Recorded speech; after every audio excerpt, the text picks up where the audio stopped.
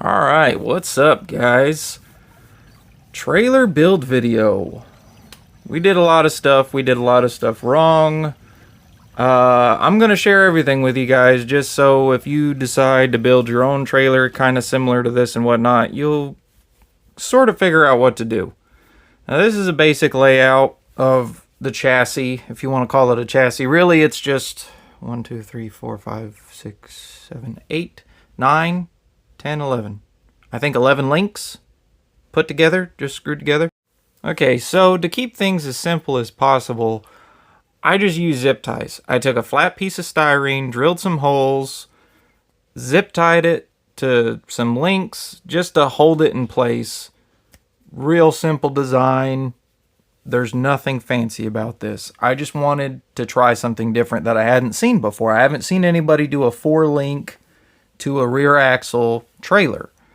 And that's just kind of how I threw this together. I don't know if anybody else has done this, but it seemed different to me. And I really just wanted to see if this was even possible. So we started with just the flat styrene on top of the axle chassis link configuration. And I just wanted to see if it would pull good. So this is the test part of this. This is me just seeing if this is going to even be possible.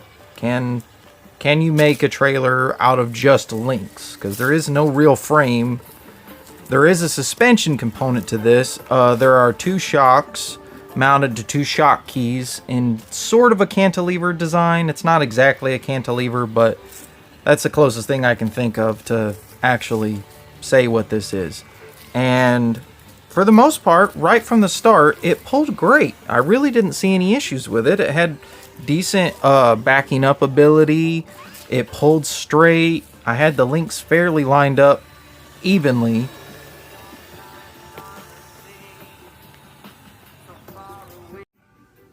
I also wanted to test how this thing does under stress. So we took it through some really long grass. We've had a lot of rain, so I haven't been able to mow. Yard's still soaking wet. And this seemed like the perfect stress test to see if this was going to be a thing. You know, I really wanted to make sure that this could handle anything I threw at it within reason before I even started building the trailer. I had to make sure the bottom end was going to take abuse before scaling out the rest of it. And for the most part, this trailer performed absolutely phenomenal. And I really just couldn't find anything wrong with it, which I was kind of surprised with. I mean, normally it takes a lot of taking it apart, putting it back together, trying different things to find the best combination. But I mean, right from the start, this was a really easy pulling trailer. I mean, you can pretty much do whatever you want with it. I put my Bluetooth speaker back there for a little bit of weight, just to push the suspension down, kind of get a good feel for how much this thing's gonna weigh while I pull it. This grass is super thick. So, I mean, if it can pull through this, I think it'll have just as easy a time once the trailer was built. And yeah, I really couldn't find anything wrong with this suspension setup.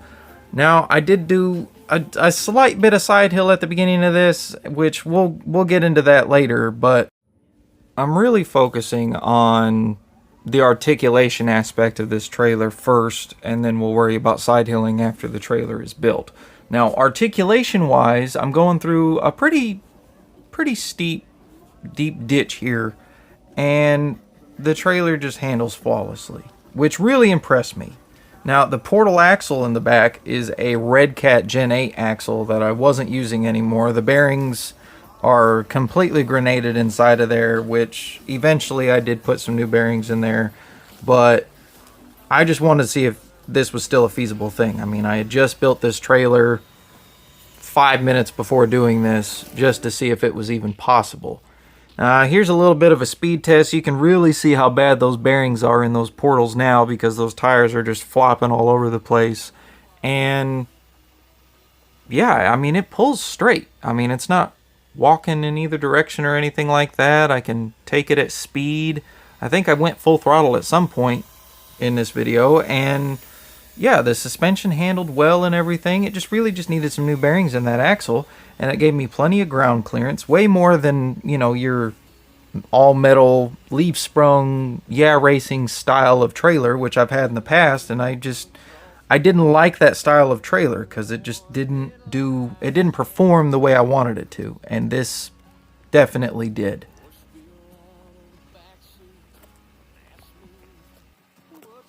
All right, so now we're on phase two, which is actually building the cab portion of the trailer.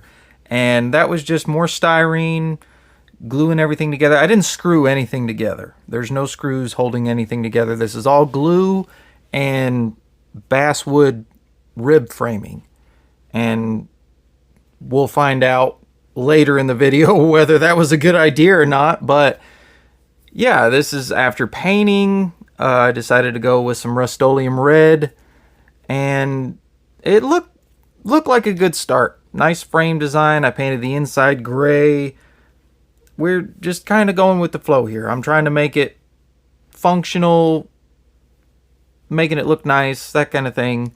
We're not doing super crazy interior stuff yet because I still don't know if this is even going to work. But I had a little bit of an idea in my head to throw together, and it seemed like it would work. And for the most part, it did. So this is the wire mesh I was putting in there. I just glued it together with some sticks and stuff.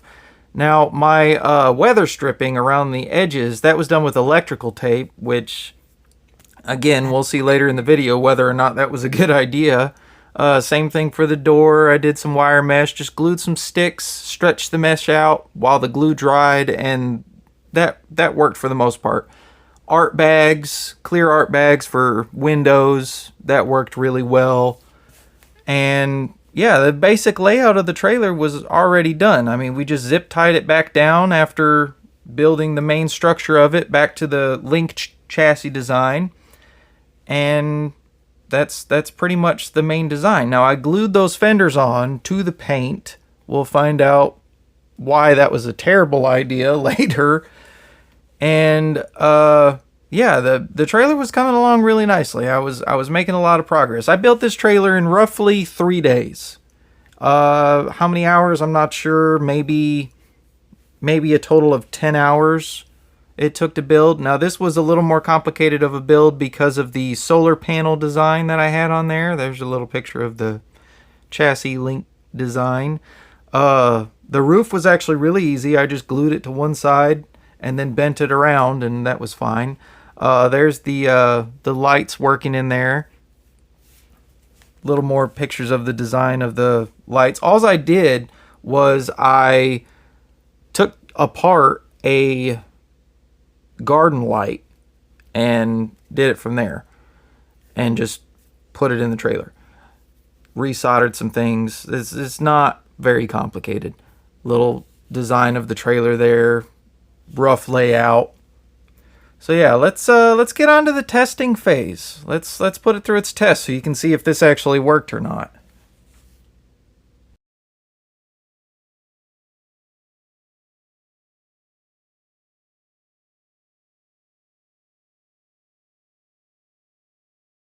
Okay, so we're back.